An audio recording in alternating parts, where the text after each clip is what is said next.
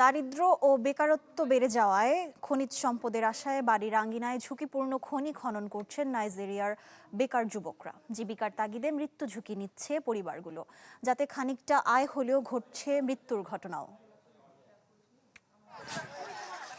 নাইজেরিয়ার প্ল্যাটো অঙ্গরাজ্যের জোস অঞ্চলের ৪৮ বছরের বাসিন্দা ইয়োব সুরকিয়াং তার বাড়ির ৮,০০০ বর্গমিটার এলাকায় ৭০ ফুট গভীর গর্ত খুঁড়েছেন তার ছেলেরা।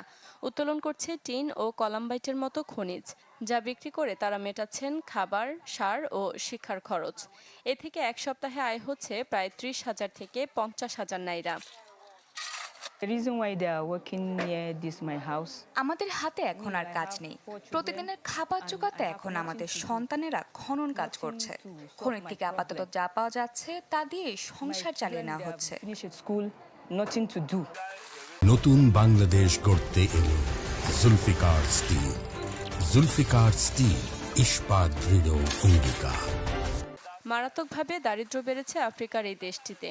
তাই বাড়তি সম্পদের আশায় দেশটির এই এলাকার মানুষ এখন নিজেদের বাড়ির আঙিনাতেই খনি খনন শুরু করেছে, যা কয়েক মাস আগেও ছিল বসতি থেকে অনেক দূরে। স্থানীয়রা জানান, কাজের অভাবে অনেক যুবক বাধ্য হয়ে এই ঝুঁকিপূর্ণ পেশায় জড়াচ্ছে। শিক্ষিত অশিক্ষিত সব মিলিয়ে দেশে বেকারত্ব বেড়ে গেছে। তাদের হাতে কাজ নেই, কিন্তু ব্যয় ঠিকই আছে। সংসারের খরচ জোগাতে হচ্ছে, বাচ্চাদের স্কুলের ফি পরিশোধ করতে হচ্ছে, কিন্তু হচ্ছে পোশাকও। তাই ঝুঁকিপূর্ণ হওয়া সত্ত্বেও খনি খননে ঝুঁকছে তরুণদের বড় অংশ। জরিপ বলছে ২০২৫ সালে আবাসিক এলাকায় ১,০০০-এর বেশি টিন প্রক্রিয়াজাতকরণ কেন্দ্র গড়ে উঠেছে। এতে মানুষ বিষাক্ত ধুলো ও রাসায়নিকের ঝুঁকিতেও পড়ছে। অবৈধ খনি বন্ধে অভিযান চলে মাঝে মধ্যেই, যাতে স্থানীয়দের যুক্তি, বসতি এলাকায় খনি খনন বন্ধ হলে হুমকির মুখে পড়বে অনেকের জীবিকা।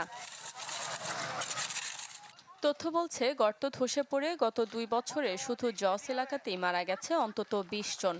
সম্প্রতি ওয়াসে এলাকায় কার্বন মনোক্সাইড বিষক্রিয়ায় ৩৭ জন খনি শ্রমিকের মৃত্যুও হয়েছে।